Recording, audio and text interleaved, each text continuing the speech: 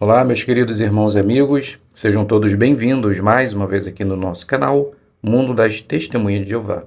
Nesse vídeo, nós estaremos preparando o estudo bíblico de congregação da semana 5 a 11 de maio. Estaremos considerando o capítulo 26, parágrafos do 1 ao 8. Então vamos para o nosso vídeo.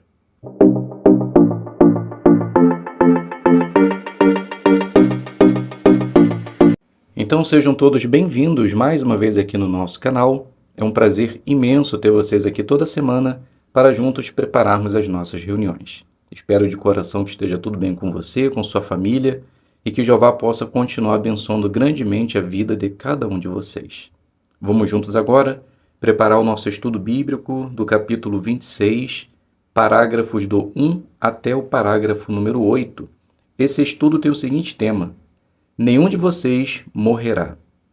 Então, o texto que está baseando essa consideração é o livro de Atos 27, do versículo 1 até o capítulo 28, versículo 10.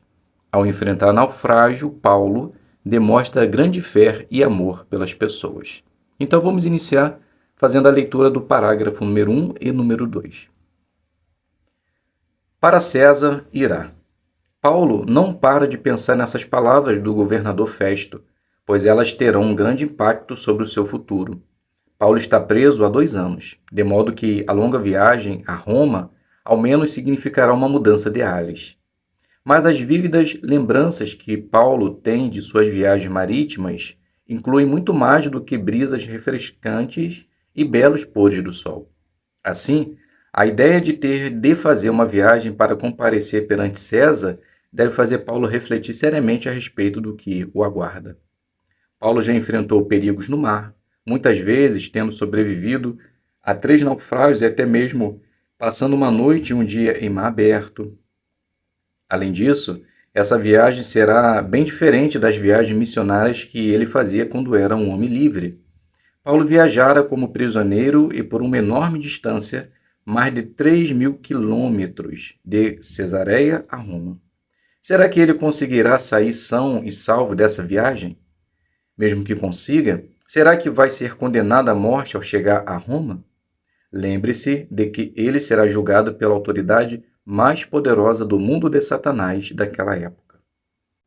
Pergunta: que tipo de viagem Paulo estava para fazer e com o que ele talvez estivesse preocupado? Então Paulo ele fará uma viagem longa e perigosa, e diferente das outras viagens, ele fará essa como prisioneiro. E provavelmente Paulo esteja preocupado com sua segurança durante a viagem. Talvez esteja pensando como será seu julgamento. Então, de fato, pode ser uma viagem angustiante para Paulo. Leitura do parágrafo 3. Depois de tudo que você leu a respeito de Paulo, acha que ele perdeu a esperança ou entrou em desespero por causa do que lhe poderia acontecer? É claro que não. Embora Paulo soubesse que enfrentaria dificuldades, ele não sabia que forma essas assumiriam. Então, por que ele deveria permitir que sua alegria no ministério fosse sufocada por ansiedade causada por coisas que estavam além de seu controle? Paulo sabia que a vontade de Jeová era que ele aproveitasse toda a oportunidade para pregar as boas novas do reino de Deus às pessoas, mesmo às autoridades seculares. Paulo estava decidido a viver à altura de sua comissão, independentemente do que acontecesse. Não é essa também a nossa determinação? Portanto, acompanhemos Paulo nessa viagem histórica e analisemos como podemos nos beneficiar de seu exemplo.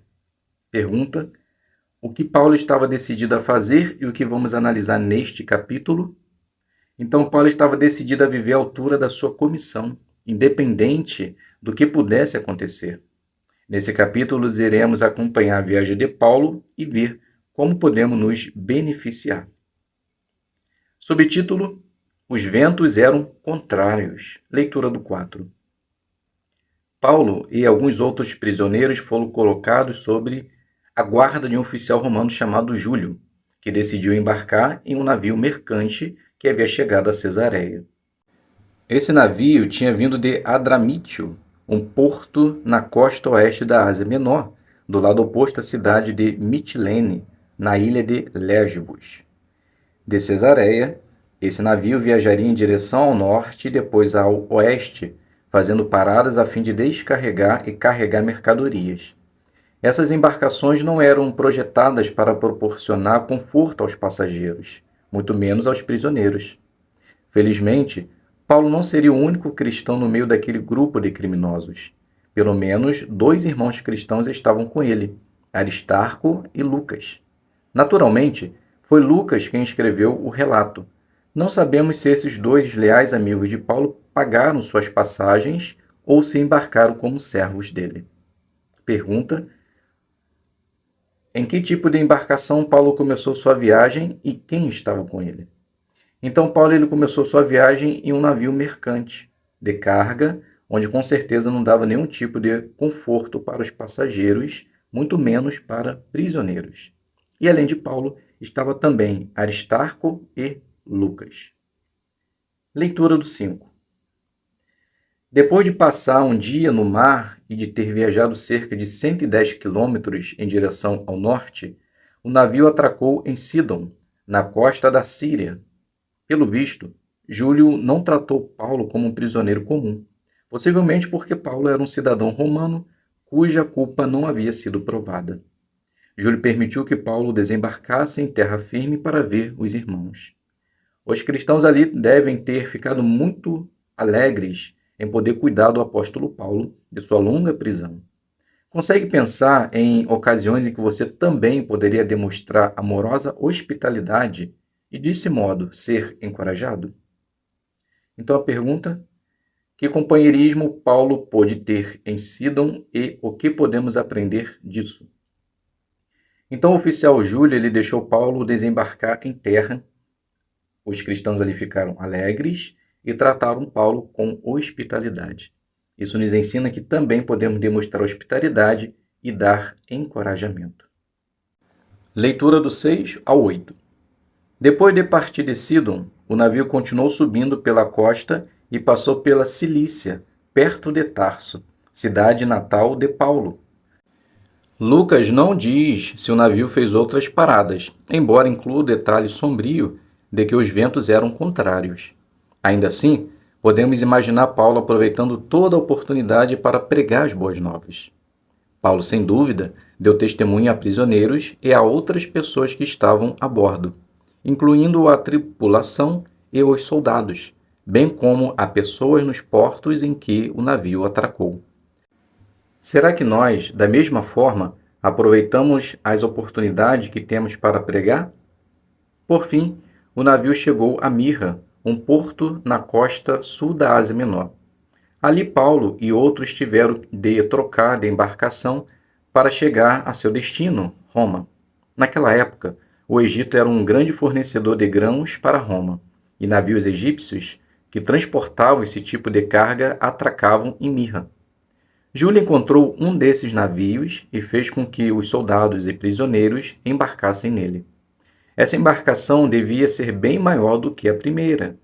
Ela estava transportando uma carga valiosa de trigo, bem como 276 pessoas, a tripulação, os soldados, os prisioneiros e provavelmente outros que estavam indo para Roma. É claro que, com essa troca de navios, o número de pessoas a quem Paulo podia pregar aumentou. E ele, sem dúvida, aproveitou essa situação. A próxima parada seria Cnido, no sudoeste da Ásia Menor. Com ventos favoráveis, um navio poderia percorrer essa distância em cerca de um dia. Mas Lucas relata que eles navegaram vagarosamente por muitos dias e chegaram com dificuldade a Cnido. As condições de navegação haviam piorado. Imagine como as pessoas a bordo deveriam estar se sentindo à medida que o navio lutava contra os fortes ventos e as águas agitadas. Pergunta do 6 ao 8. Como foi a viagem de Paulo desde Sidon até Cnido e que oportunidades Paulo provavelmente aproveitou para pregar? Então eles navegaram sobre o abrigo de Chipre, porque os ventos eram contrários. Atravessaram o mar aberto ao longo da Cilícia e Panfilha, chegando a Mirra. Ali, eles mudaram de embarcação, provavelmente numa embarcação egípcia. Depois, navegaram vagarosamente até chegar a Cnido. E provavelmente Paulo aproveitou a oportunidade para ensinar as boas novas a outros. Então, meus queridos irmãos e amigos, aqui a gente finaliza a nossa consideração e depois façam a leitura do quadro que aparece em nossa apostila, da página 204 e da página 208. Com certeza vai ser muito interessante e fortalecedor. Muito obrigado a todos pela presença, fiquem todos na paz de Deus e até um próximo vídeo, se Deus quiser.